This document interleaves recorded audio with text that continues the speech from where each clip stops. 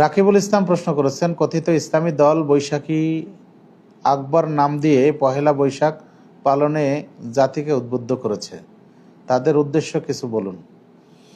আমরা তাদের উদ্দেশ্যে শুধু এতটুকুই বলবো যে যেগুলি ইসলামী অনুষ্ঠান নয় সেগুলির দিকে মানুষকে আহ্বান করাটা এটা হলো জাহিলিয়াত, আর এই কাজ যারা করবে তাদের পরিণতি হচ্ছে জাহান্নাম।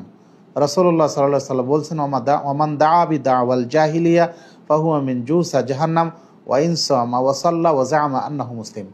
যে ব্যক্তি কাউকে জাহিলিয়াতের দিকে আহ্বান করে তাহলে তাই সে জাহান্নামীদের দলভুক্ত হবে, যদিও সে সালাত আদায় করে, যদিও সে সিয়াম পালন করে এবং নিজেকে একজন মুসলিম ধারণা করে।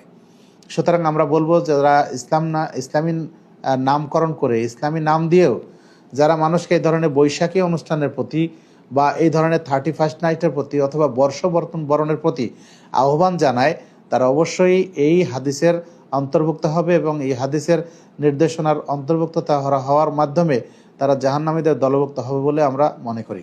আল্লাহ তাদেরকে হেদায়েত করুন এবং তাদেরকে এই জাহিলিয়াতের দিকে মানুষকে আহ্বান করা থেকে বিরত রাখুন। আল্লাহ।